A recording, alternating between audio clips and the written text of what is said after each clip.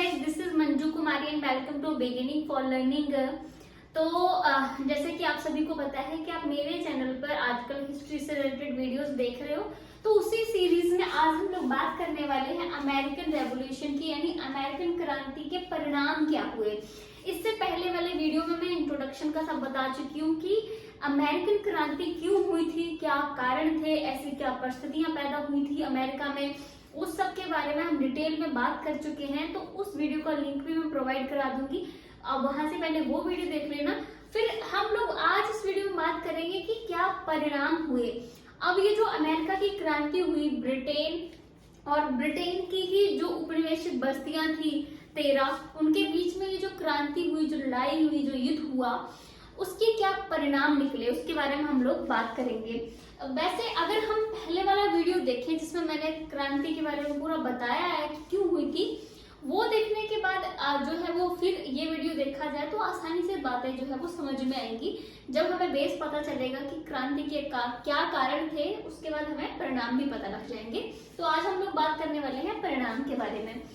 तो पहला तो हम लोग बात करेंगे कि अब ये जो क्रांति हुई थी, इससे अमेरिका को क्या फायदा हुआ।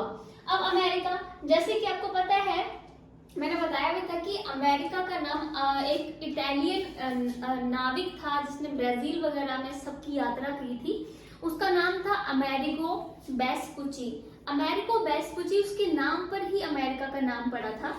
तो अमेरिका का नाम पड़ा, 13 बस्तियां थी अमेरिका में, ठीक है, जिनको जो ब्रिटेन जो था उसी ने वो 13 उपनिवेशिक बस्तियां खुद ही वहां जाके बसाई थी।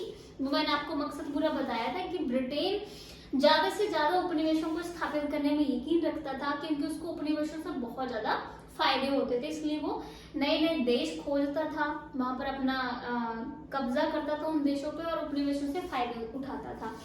तो बाद में जब ये यहाँ पर अमेरिका में ये 13 उपनिवेश उसने बसाए, उसके बाद ये 13 उपनिवेशों ने ब्रिटेन के खिलाफ विद्रोह कर दिया और उसके बाद 1783 में ये विद्रोह जो है वो खत्म होता है। मैंने पूरा बताया था आपको, 3 सितंबर पेरिस की संधि के साथ में, ठीक है, पेरिस की संधि के साथ में ये विद्रोह जो है वो खत्म हो जाता है।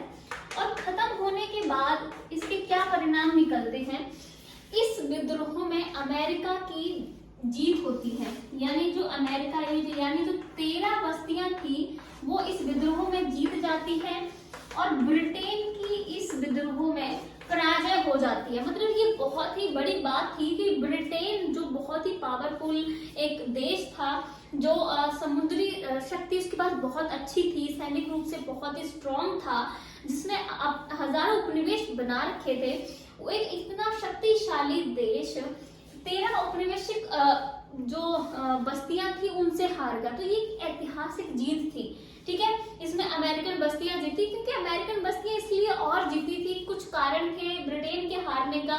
जैसे कि कुछ देश जो कि ब्रिटेन ने अपने ही दुश्मन बना लिए थे, जैसे फ्रांस, स्पेन, जिनको उसने वहां से भगा दिया अमेरिका से। जब उन्होंने कनाडा वगैरह पर फ्रांस ने अपना नियंत्रण रखा, स्पेन की भी वह बस्तियां थी, उनको भगाया, तो उनके फ्रांस और स्पेन के दिल में भी ये हो गया कि इससे बदला लेना है कैसे भी। हॉलैंड ने भी फिर इन बस्तियों की सहायता करी।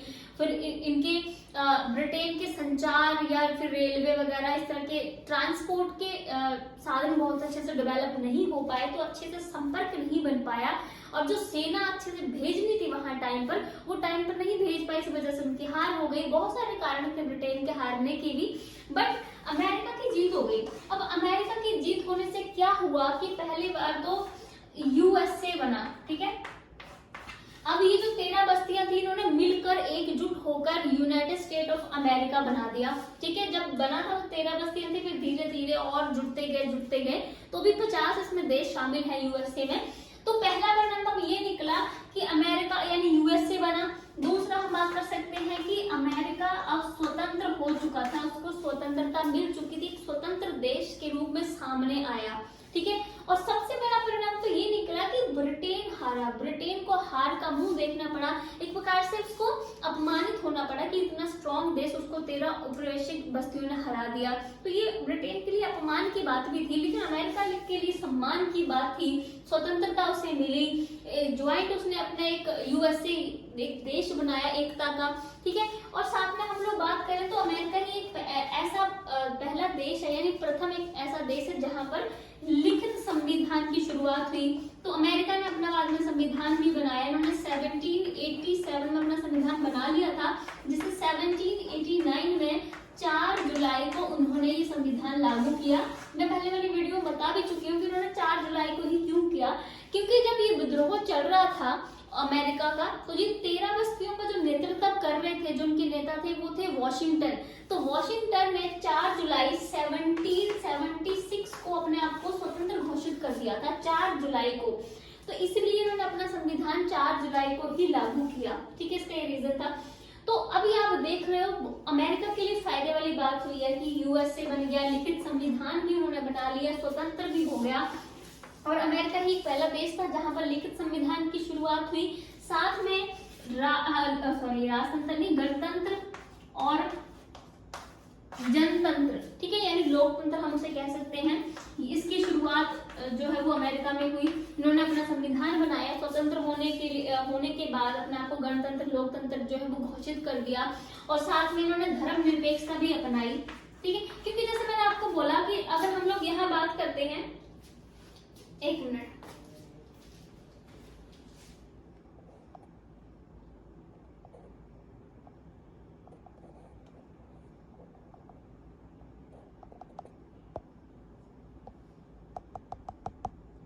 तो जैसे कि मैं आपको बता रही कि अमेरिका को बहुत ज्यादा फायदे हुए कि लिखित संविधान उन्होंने अपना बनाया, स्वतंत्र होने के बाद यूएसए बनाया उन्होंने, स्वतंत्रता उनको मिलकर एक स्वतंत्र देश का निर्माण हुआ, गणतंत्र यहाँ पर आया, लोकतंत्र यहाँ पर आया, साथ में उन्होंने धर्मनिरपेक्ष जो है वो देश बनाया, यानी धर्मनिरपेक्षता इन्होंने यहाँ पर अपनाई, ठीक है। अब धर्मनिरपेक्षता इसलिए अपनाई, जैसे कि अब आप पहले वाले वीडियो में देखोगे तो इस चीज को अच्छे से समझ जाओगे कि अमेरिका में यूरोपीय लोग भी थे, और हॉलैंड से आए हुए लोग भी थे, अफ्रीका से आए हुए लोग भी थे, तो अलग अलग तरह के लोग आके वहां बसे हुए थे, अंग्रेज ऑफ कोर्स थे वहां पर। तो इस वजह से लोगों में ऊपर से उनका लोगों का एनलाइटमेंट भी हुआ था, विचारकों से बहुत ज्यादा वो प्रेरित हुए थे। इस वजह से पढ़े लिखे लोग एक प्रकार से इकट्ठे अलग अलग तरह के हुए, जिनका एक कल्चर नहीं था, तो किसी एक कल्चर को लेकर वो नहीं चल सकते थे, इसलिए उन्होंने धर्मनिरपेक्षता जो है वो अपनाई, ठीक है। और उन्होंने अपना संविधान बनाया, और देश का जो मुखिया था, जो मतलब एक प्रकार से राष्ट्र का जो मुखिया था, वो उन्होंने राष्ट्रपति को बनाया। तो इस प्रकार से इन्होंने अपने संविधान में राष्ट्रपति का पद भी जो है जोड़ा। तो इस प्रकार से इन्होंने अपने संविधान में जो है वो राष्ट्रपति का पद जोड़ा, और फिर इन्होंने पहला राष्ट्रपति जो है वो वॉशिंगटन को ही बनाया। आपको मैंने बताया था कि वॉशिंगटन को इसलिए बनाया कि क्योंकि वॉशिंगटन ही इस विद्रोह, इस क्रांति के दौरान इनके नेता थे। तो प्रथम राष्ट्रपति इन्होंने वॉशिंगटन को बनाया, और इनका कार्यकाल डिसाइड कर दिया था 4 वर्ष का, ठीक है। और साथ में इन्होंने अपनी संसद का निर्माण किया, जिसे ये कांग्रेस कहते हैं, ठीक है। और कांग्रेस के इन्होंने 2 सदन बनाए, एक तो सीनेट जो ऊपरी सदन है, ठीक है। संसद को यहाँ कांग्रेस कहा जाता है, ये आपने याद रखना है। सीनेट जो ऊपरी सदन जैसा हमारा राज्यसभा है, और उसका कार्यकाल इन्होंने 6 वर्ष रखा, और निम्न सदन इन्होंने बनाया हाउस ऑफ रिप्रेजेंटेटिव, उसका कार्यकाल इन्होंने 2 साल का रखा। इस तरह से एक अमेरिका, एक संपूर्ण देश जो है वो उभर के सामने आया। तो सबसे ज्यादा फायदा हुआ अमेरिका को, ठीक है। और भी यहाँ बहुत ज्यादा फायदे हुए थे, वो भी एक एक करके बता देती हूँ। एक तो यहाँ पर देखो राष्ट्रीय भावना भी जागृत हुई, राष्ट्रीय भावना, क्योंकि जब ये लोग राष्ट्रीय भावना, एकता, भाईचारा, ये सब तरह की जो चीजें, जो समानता, बंधुत्व, इस तरह की चीजें निकल के सामने आई, जब एक साथ ये सारे लोग मिलकर लड़े थे, उन्होंने इतने बड़े देश को हरा दिया। इस वजह से इन लोगों में अपने देश के प्रति भावना आई, एकता की भावना आई कि जब हम सारे एक साथ मिलकर लड़े हैं तो हमने एक बड़े देश को भी हरा दिया, उनको यहाँ से निकाल दिया, हम स्वतंत्र हो गए।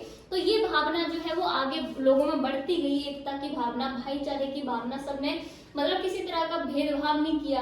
जैसे पहले ज्यादातर होता ना कि ब्रिटेन में बहुत ऐसा था कि कैथोलिक और प्रोटेस्टेंट धर्म के बीच में भेदभाव था, कि कैथोलिक धर्म का ज्यादा प्रभाव था। फ्रांस में बात करते हैं, फ्रांस में भी ऐसा था। तो वो चीज उन्होंने अपने समाज में नहीं रखी जो यूएस से इन्होंने बनाया स्वतंत्रता के बाद, ठीक है। उसके बाद अगर हम लोग बात करें, जब यहाँ ब्रिटिश थे, जब ये कॉलोनियां ब्रिटेन के अंडर थी 13 कॉलोनियां, तो यहाँ पर उन्होंने कृषि में भी बहुत ज्यादा कोई खास डेवलपमेंट नहीं किया, जैसे कि जो इंग्लैंड वालों ने भारत के साथ किया कि जो भी यहाँ पर फसल थी उस पर कर बहुत ज्यादा लगाया, किसानों की हालत बुरी कर दी थी। तो यहाँ पर भी अमेरिका में 13 बस्तियों में भी ऐसा था, तरह तरह के कर लगा रखे थे और सरकार खुद तो किसी तरह की कोई हेल्प करती नहीं थी। अकाल पड़ जाए या किसी तरह की कोई भी बुरी स्थिति हो जाए, सूखा पड़ जाए, उसमें भी आपको कर देना ही पड़ेगा, तो किसानों की हालत खराब होती थी। तो यहाँ पर बाद में इन्होंने जो है वो मतलब फसलों के रूप में अगर हम लोग बात करें तो कृषि का भी इन्होंने काफी ज्यादा जो है वो बाद में डेवलपमेंट किया उनके जाने के बाद।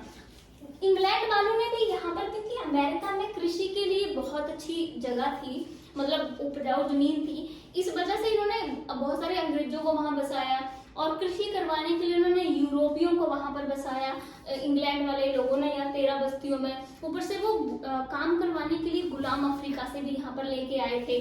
तो कृषि के लिए इन्होंने भी यहाँ पर बहुत सारे एफर्ट्स किए थे।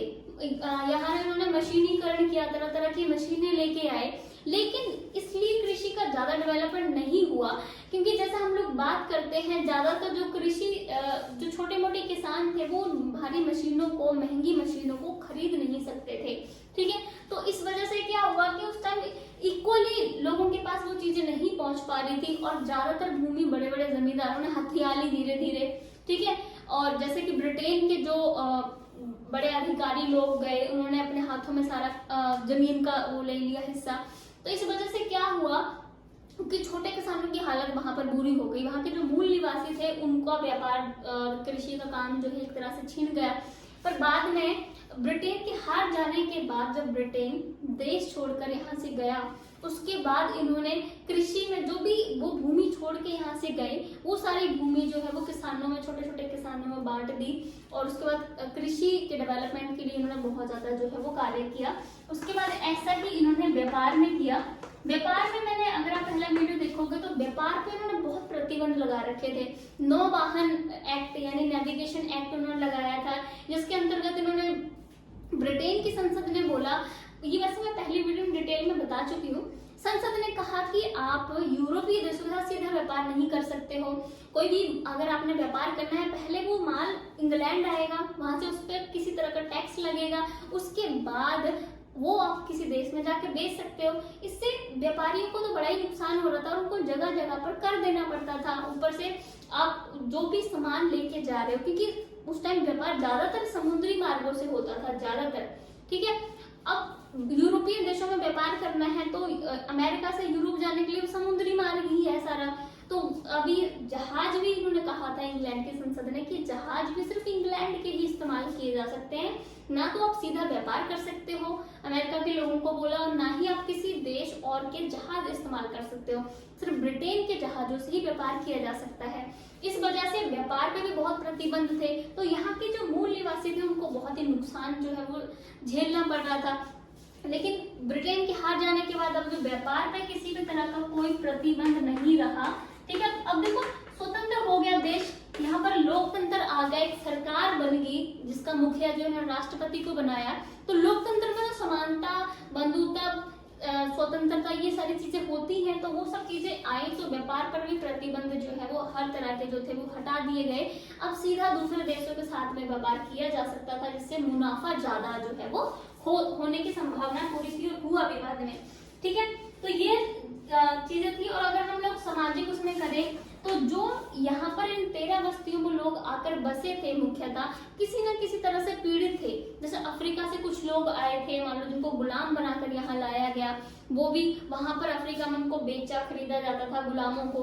तो जो यहाँ पर आगे उनको स्वतंत्रता मिली। बाद में यहाँ पर हम लोग बात करते हैं कि जो दास प्रथा है वो 1860 में आकर दास प्रथा 1863 में दास प्रथा भी खत्म कर दी जाती है इब्राहिम लिंकन के द्वारा। 1860 में इब्राहिम लिंकन जो थे वो दास प्रथा के बहुत ही घोर विरोधी थे। तो 1860 में इब्राहिम लिंकन जब राष्ट्रपति बनते हैं तो 1863 में वो वो दास प्रथा को भी खत्म कर देते हैं।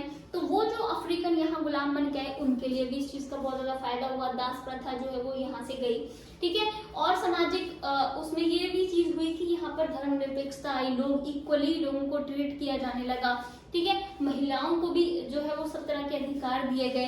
तो सामाजिक सुधार भी काफी ज्यादा हुए जो कि पहले लोगों को नहीं मिले थे, ठीक है। अब उसके बाद अमेरिका में जो है शिक्षा को ज्यादा बढ़ावा मिला।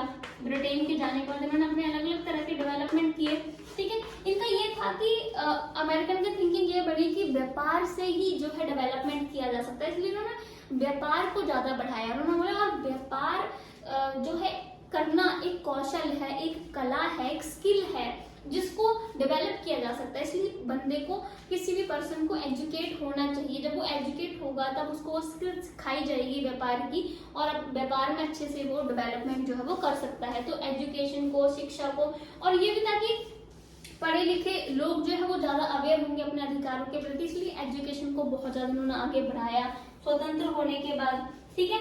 तो ये है कि काफी ज्यादा फायदा जो है वो अमेरिका को हुआ। अब जो देश स्वतंत्र हुआ, जैसे अभी हम भारत और इंग्लैंड की बात करते हैं, जब इंग्लैंड ने भारत पर कब्जा कर रखा था, स्वतंत्र होने के बाद ज्यादा फायदे हमें ही हुए ना, स्वतंत्रता मिली हमें, बाद में हमें समानता मिली, अच्छी गवर्नमेंट जो है वो हमारी खुद की लोगों की चुनी हुई जो है वो गवर्नमेंट मिली। हाँ, मुझे गवर्नमेंट से याद आया 1860 में जब इब्राहिम लिंकन राष्ट्रपति बनते हैं, तो एक यहाँ पर बात हमने सबने एक सेंटेंस पढ़ा होगा, हम कहते हैं कि लोकतंत्र जनता का, जनता के लिए, जनता के द्वारा, ये कथन इब्राहिम लिंकन ने ही दिया था, ये आप साथ में याद कर सकते हो, ठीक है। तो इस तरह से अमेरिका को बहुत ज्यादा फायदा हुआ, उसके व्यापार में वृद्धि हुई, कृषि में वृद्धि हुई, ऊपर से उसका सम्मान भी विश्व में बढ़ा। सम्मान बढ़ा इसलिए कि उसने एक बहुत बड़े देश को हरा दिया था, ठीक है। तो इस वजह से जो है वो अमेरिका का सम्मान भी बढ़ा, उसको व्यापार में भी फायदा हुआ, और धीरे धीरे इतना ज्यादा अमेरिका ने डेवलपमेंट किया समय के अनुसार कि आज अमेरिका विश्व में सबसे ज्यादा शक्तिशाली देश माना जाता है। चाहे फिर वो सैनिक रूप से हो, राजनीतिक रूप से हो, आर्थिक रूप से हो, हर तरह से। अगर हम अंतरिक्ष उसकी बात करते हैं उसमें भी अमेरिका आगे है। तो इस तरह से जो है वो ब्रिटेन के जाने के बाद, हारने के बाद, अमेरिका ने बहुत ज्यादा विकास, डेवलपमेंट किया, ठीक है। ये तो थे कि अमेरिका को क्या फायदा हुआ, ठीक है, या अमेरिका में क्या प्रभाव पड़ा। अब हम लोग बात करेंगे कि इस संग्राम का, इस क्रांति का ब्रिटेन पे क्या प्रभाव पड़ा, ठीक है। ब्रिटेन के सापेक्ष में हम लोग बात करेंगे। जैसे कि ब्रिटेन का आप सभी को पता है कि सम्मान को बहुत ज्यादा इसके धक्का लगा, ठीक है, क्योंकि विश्व में एक बहुत ही शक्तिशाली देश था ये। नौसेना बहुत अच्छी थी क्योंकि ब्रिटेन चारों तरफ से समुद्र से घिरा हुआ है, और इसलिए अपनी नौसेना को बहुत ही इसने ताकतवर, स्ट्रॉन्ग बना रखा था। बहुत सारे इसके उपनिवेश थे, एशिया में, अफ्रीका में, हमारा भारत इसके अंदर, ठीक है, यूरोप में भी कई, उसमें इसने मतलब अपना जो व्यापार था बहुत अच्छे से फैला रखा था। व्यापार में बहुत अच्छा था, उपनिवेशों से बहुत ज्यादा फायदे जो है ये ब्रिटेन ले रहा था। तो इसका सम्मान भी बहुत था, आर्थिक रूप से भी बहुत स्ट्रॉन्ग था, और सैनिक रूप से भी बहुत ज्यादा ये स्ट्रॉन्ग था उस टाइम। तो ऐसे में जब इसकी हार हुई तो इसके सम्मान को जो है बहुत बड़ा एक धक्का लगा, ठीक है। और दूसरा ये था कि आर्थिक हानि भी इसको बहुत ज्यादा हुई, ठीक है। आर्थिक हानि कैसी हुई? पहला तो अमेरिका में जो 13 बस्तियां थी वो उसकी उपनिवेश थी, इसका मतलब इसको उपनिवेशों से फायदा हो रहा था अमेरिका से। एक तो कच्चा माल इसको मिल रहा था वहां से तरह तरह का, एक तो कृषि करवा रहा था, ठीक है, तो वहां से अलग अलग तरह के जो भी अनाज या किसी तरह की और कच्चा माल सब इसको वहां से मिल रहा था। रेशम, कपास, इस तरह की चीजें, नील, सब ये वहां से उगवा रहा था अपने लोगों को वहां बसा के, ठीक है। और दूसरा अपना जो भी इसके जब औद्योगिक क्रांति 18वीं शताब्दी में ब्रिटेन में आई थी तो बाजार के रूप में भी उपनिवेशों को यूज कर रहा था। तो इससे क्या हुआ, जब अमेरिका इसके हाथों से चला गया तो उसको आर्थिक नुकसान बहुत ज्यादा हुआ कि अब उसकी मंडियां नहीं बची वो, ठीक है, मंडी छिन गई एक तरह से। अब जो देश अभी अभी आजाद हुआ है तो क्या उस देश के सामान को एकदम आने देगा? वो तो कोशिश करेगा उससे दूर ही रहे। तो उसकी मंडी छिन गई, उसको जो कच्चा माल फ्री में मिल रहा है एक तरह से अमेरिका से, वो भी उसके हाथ से चला गया। और ऊपर से जो अमेरिका के साथ में युद्ध हुआ, यहाँ से ब्रिटेन के साथ तरफ से, जैसे अमेरिका की तरफ से वॉशिंगटन के नेता थे, ब्रिटेन की तरफ से कॉर्नवालिस जो थे वो लड़ रहे थे। कॉर्नवालिस हार गया, वॉशिंगटन जीत गया, तभी अमेरिका की जीत हुई। तो सैनिक भी मारे गए, उसमें जो खर्चा आया वो भी इसको नुकसान हुआ। तो आर्थिक रूप से ब्रिटेन को काफी नुकसान जो है वो झेलना पड़ा। ठीक है, उसके बाद एक और ये हुआ कि इसने नए उपनिवेश बना लिए। जब इसके हाथ से अमेरिका, यानी अमेरिका की 13 बस्तियां जब इसके हाथ से गई, तो जब इसको आर्थिक नुकसान हुआ, क्योंकि इसको उपनिवेश ज्यादा से ज्यादा चाहिए थे, कच्चा माल ले रहे हैं वहां से जो भी उनकी संसाधन उनको लूट के लेके आना, बहुत फायदे थे इसको। ठीक है, तो इसने नए उपनिवेश बनाए, जैसे इसने ऑस्ट्रेलिया को बनाया, ऑस्ट्रेलिया, न्यूजीलैंड, ठीक है, ऑस्ट्रेलिया, न्यूजीलैंड, इस तरह के देशों को इसने अपना उपनिवेश बनाया। ठीक है, अमेरिका के जाने के बाद। अब यही वाली बात है, वैसे अगर हम लोग बात करें तो जब अमेरिका इसके हाथों से चला गया तो उसको आर्थिक रूप से नुकसान तो हुआ, तो उस नुकसान की भरपाई के लिए उसने क्या किया, उसने और देशों को अपना उपनिवेश बना लिया। तभी ब्रिटेन उस टाइम बहुत ज्यादा पावरफुल था। ये तो फर्स्ट वर्ल्ड वॉर में, तो सेकेंड वर्ल्ड वॉर में ज्यादा इसकी हालत खराब हो जाती है, बट उससे पहले ब्रिटेन बहुत ही ज्यादा पावरफुल था, क्योंकि इसके पास उपनिवेश ही बहुत ज्यादा थे। जब इसके हाथ से अमेरिका गया तो उसके पास तो ऑप्शन था, इसमें दूसरे देशों को अपना उपनिवेश बना लिया। तो यहाँ से एक बात याद आती है, फ्रांस में अगर आप पढ़ेंगे तो आगे नेपोलियन आता है। नेपोलियन की नीति थी बहुत ही साम्राज्यवादी, कि सारे ऑलमोस्ट यूरोप को वो अपने अंडर कर चुका था। जैसे ही नेपोलियन फ्रांस का एक प्रकार से सम्राट बनता है, यूरोप के सारे देशों को धीरे धीरे धीरे उन पे अपना कब्जा करता जाता है, ऑलमोस्ट यूरोप को अपने अंडर कर लेता है। और जो कुछ क्षेत्र बचते हैं जैसे इंग्लैंड वगैरह, कुछ ऑस्ट्रिया, प्रेशिया, ये देश बाद में जो है वो इसके खिलाफ भी होते हैं नेपोलियन के। तो नेपोलियन क्या करता है, इंग्लैंड पे भी कब्जा करने की कोशिश करता है, जैसे दूसरे देशों पे कब्जा करता जा रहा था यूरोप में, इंग्लैंड पे कोशिश करता है। लेकिन नेपोलियन इंग्लैंड पे कब्जा नहीं कर पाता है, क्योंकि इंग्लैंड की जो नौसेना थी वो बहुत ही, और नेवी उसकी बहुत ही स्ट्रांग थी। ठीक है, तो इस वजह से जब नेपोलियन इंग्लैंड पे कब्जा नहीं कर पाता है तो नेपोलियन नई नीति लेके आता है, वो थी, उसको कॉन्टिनेंटल सिस्टम बोलते हैं, महाद्वीपीय सिस्टम। ठीक है, कॉन्टिनेंटल सिस्टम में ऐसा था कि जब वो सैनिक रूप से ब्रिटेन पर कब्जा नहीं कर पाया हमला करके, तब उसने सोचा कि इसको आर्थिक रूप से कमजोर किया जाए ब्रिटेन को। तो उसने क्या किया कि जितने भी उसके अंडर जितने भी देश थे जिस पे उसने कब्जा किया था, या फिर जिन पे एक तरह से सहायक संधि थोपी थी, जो उसके अंडर का अपना प्रशासन चला रहे थे, उन सबको उसने बोला कि ब्रिटेन के साथ कोई व्यापार नहीं करेगा, व्यापार जो है वो बंद कर दो। उसने ये सोचा कि आर्थिक रूप से जब मैं इसको कमजोर कर दूंगा, व्यापार बंद होगा, अकाल पड़ेंगे, लोग भूखमरी से मरेंगे, तो ब्रिटेन अपना आप कमजोर हो जाएगा। तो उसकी ये कॉन्टिनेंटल सिस्टम की प्रणाली थी आर्थिक रूप से कमजोर करने की। लेकिन ये भी सफल नहीं हुई थी नेपोलियन की, क्योंकि ब्रिटेन के उपनिवेश ही बहुत ज्यादा थे। अगर देश, जो यूरोपियन देश उसके साथ में अगर व्यापार नहीं करते तो उपनिवेश ही बहुत ज्यादा थे, उपनिवेशों में अपना माल बेच रहा था आराम से जाकर। तो यही था कि ब्रिटेन के हाथ से अमेरिका गया तो, लेकिन उसने नए उपनिवेश बना लिए। तो ब्रिटेन को आर्थिक रूप से कमजोर करना उस टाइम आसान नहीं था, इसमें नेपोलियन भी हार गया था।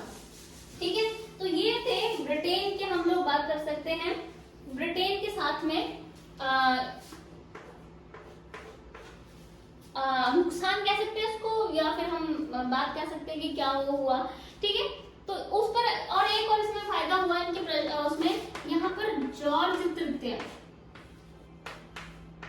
नुकसान कह सकते हैं ब्रिटेन के लिए, तो हम क्या इतना ज्यादा उसको फायदा हुआ, बस ये हुआ कि उसने नए उपनिवेश बना लिए। वही वाली बात है कि अगर ये चीज जाने तो दूसरे खरीद लेंगे, वही चीज है ना। तो वैसे हुआ तो उसको हर तरफ से नुकसान ही था। बाकी ब्रिटेन में जॉर्ज तृतीय का शासन था उस टाइम, तो लोगों ने बहुत जॉर्ज तृतीय को भी इसके लिए जिम्मेदार ठहराया कि अमेरिका के साथ जो हमारी हार हुई है उसके लिए जॉर्ज तृतीय जो है रिस्पॉन्सिबल है इसके लिए, क्योंकि उसने समय पे कोई कदम नहीं उठाए थे। जब कॉलोनियों के लोगों के बीच असंतोष बढ़ता जा रहा था, इसने ठीक करने के लिए कुछ भी नहीं कहा, और ऊपर से ये कहता था कि भाई मैंने आपको पहले वीडियो में बताया होगा इसकी लाइनें क्या, जॉर्ज तृतीय का कहना था कि हमने इन उपनिवेशों की रक्षा के लिए बहुत ज्यादा धन खत्म किया है, तो इनका शोषण करना हमारा अधिकार है, कहता हमारा कानूनी अधिकार है, ऐसा जॉर्ज तृतीय कह रहा था। इस वजह से लोगों में असंतोष और ज्यादा बढ़ गया था, कॉलोनी के जो लोग थे यानी अमेरिका के जो लोग थे। तो इस वजह से लोगों ने, ब्रिटेन के लोगों ने बोला कि जॉर्ज तृतीय इसका बहुत बड़ा कारण है, इसलिए जॉर्ज तृतीय पर जो है वो एक प्रकार से प्रतिबंध लगा दिए गए। उसके जो अधिकार थे, यानी वहां का राजा था ये, बट इसकी पावर को संसद ने कंट्रोल कर दिया। और इसका जो व्यक्तिगत शासन था, यानी व्यक्तिगत शासन का मतलब जहां ये अपने आप को दैवीय मानता था कि मुझे ईश्वर ने भेजा है शासन करने के लिए और उसकी इच्छा ही कानून थी, वो सब खत्म कर दिया गया और संसद को पावरफुल बना दिया गया। संसद ने राजा की शक्तियों पर प्रतिबंध लगा दिया। तो ये भी चेंज जो है वो ब्रिटेन में वहां पर उस टाइम आया। ठीक है, अब साथ साथ में हम लोग फ्रांस की बात भी कर लेते हैं, जैसे क्योंकि फ्रांस भी इस क्रांति में शामिल था, स्पेन भी इस क्रांति में जो है वो शामिल था, उसकी बात भी हम लोग साथ में कर लेते हैं। क्योंकि फ्रांस और स्पेन ने जो है वो अमेरिकन बस्तियों की इसमें मदद की थी, उन्होंने अपने फायदे के लिए की थी, क्योंकि वो बदला लेना चाहते थे ब्रिटेन से। ठीक है, तो फ्रांस को क्या हुआ, पहला तो उसको मतलब सम्मान की बात थी उसके लिए ये, क्योंकि जब 7 वर्षीय युद्ध होता है 1756 से 63 तक, ठीक है, 7 वर्षीय युद्ध होता है फ्रांस का ब्रिटेन के साथ में। बाद में जो फ्रांस जो है वो हार जाता है इस युद्ध में, तो फ्रांस को बहुत ज्यादा धक्का लगता है, उसके सम्मान को बुरा लगता है कि उपनिवेश भी इससे छिन गया, जो कनाडा का एरिया था अमेरिका में वो ब्रिटेन से छीन लेता है। ठीक है, इसको हरा देता है। तो फ्रांस को ये था कि बदले की भावना उसके दिल में जगती है कि बदला लेना है कैसे ब्रिटेन से। तो जब विद्रोह होता है तो अमेरिका की इसलिए हेल्प करता था कि बदला ले सके। तो जब ब्रिटेन हारता है तो फ्रांस तो खुशी होगा बहुत ज्यादा। ठीक है, और बाद में ये था कि जो फ्रांस के सैनिक इस युद्ध में गए थे शामिल होने के लिए अमेरिका, क्योंकि फ्रांस ने हेल्प की सैनिक रूप से, हथियार सब कुछ देने में उन अमेरिकन मतलब अमेरिका की 13 बस्तियों भी कह सकते हैं, अमेरिका कह लो, बाद में बना एक तरह से।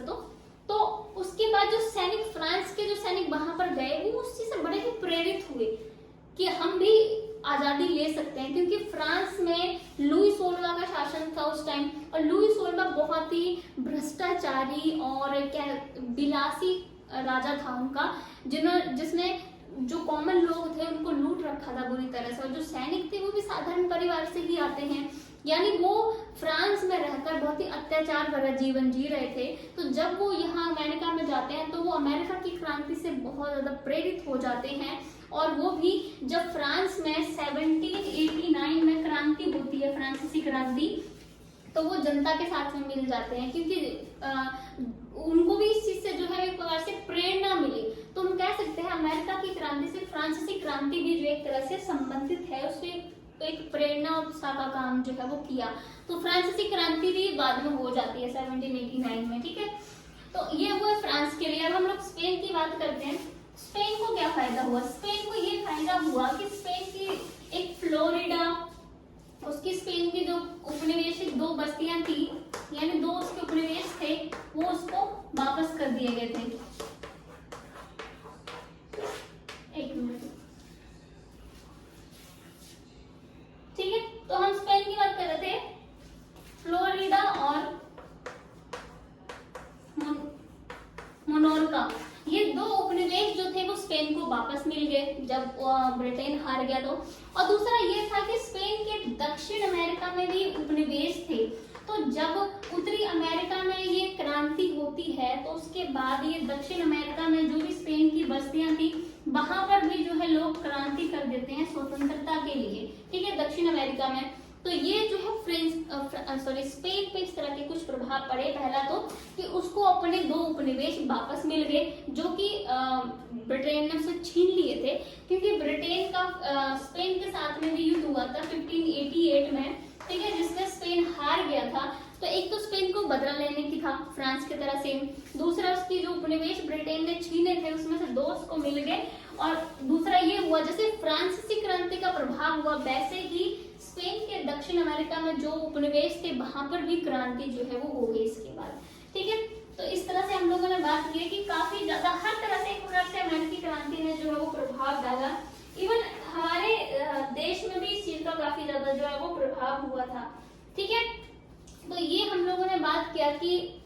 अमेरिकन क्रांति का अमेरिका पे क्या प्रभाव पड़ा, ब्रिटेन पे क्या प्रभाव पड़ा, फ्रांस पे, स्पेन पे क्या प्रभाव पड़ा।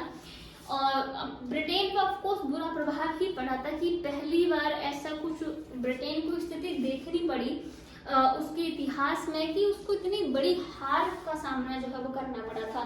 वो ब्रिटेन जो अपने आप को सबसे ज्यादा शक्तिशाली समझता था, उसको जो है वो 13 बस्तियों ने हरा दिया। ठीक है, बहुत सारे कारण इसके लिए रिस्पॉन्सिबल थे जो कि मैंने आपको पहले ही बता दिया है, पर इसके परिणाम जो है वो काफी ज्यादा अलग हटके थे इस क्रांति के परिणाम। और सबसे बड़ा तो यही था कि यूएसए की स्थापना हुई जीतने के बाद। ठीक है, तो आज हम लोगों ने बात कर ली कि क्या परिणाम हुए और क्या इसके कारण थे, उसके बारे में मैं पहले वीडियो बना चुकी हूँ, वो भी आपको लिंक दे दूंगी मैं, वो पहले देखें आप। ठीक है, लिंक जाके डिस्क्रिप्शन बॉक्स में वहां से देख लें, वो देखेंगे आप पहले तो ये वीडियो बहुत आसानी से समझ में आएगा। और कैसे कहते हैं कि हिस्ट्री एक स्टोरी की तरह होती है, तो आपने पहले की स्टोरी सुनी होगी तो फिर एंड वाली स्टोरी अपने आप ही लिंक होगी और खुद से समझ में आ जाएगी, रट्टा मारने से तो कुछ होगा नहीं। ठीक है, तो अगर ये वीडियो आपको अच्छी लगे, ऑफकोर्स अच्छी लगेगी, पहले वाली भी देखेंगे, वो भी बहुत अच्छी है, इन्फॉर्मेशन बहुत अच्छे से दी हुई है मैंने, मतलब पूरी एक प्रकार से हर जगह से इन्फॉर्मेशन इकट्ठी करके फिर एक डिटेल बना के फिर वीडियो बनाई है। तो अगर आपको अच्छी लगे तो लाइक से सब्सक्राइब जरूर करना। और अगर आपको कोई भी टॉपिक लगता है कि आपको मेरे से पढ़ना है, क्योंकि मैं कोई भी टॉपिक इस तरह से सीधे नहीं पढ़ा देती हूँ, पूरा उस पर डिटेल रिसर्च करती हूँ उस पर अच्छे से, उसके बाद ही यहाँ पर करवाती हूँ मैं। तो आपको कोई टॉपिक है जो आपको लगता है कि मेरे से आपको पढ़ना है तो आप बता सकते हैं, वो अगले वीडियो में जो है वो करवा दूंगी। Thank you so much guys.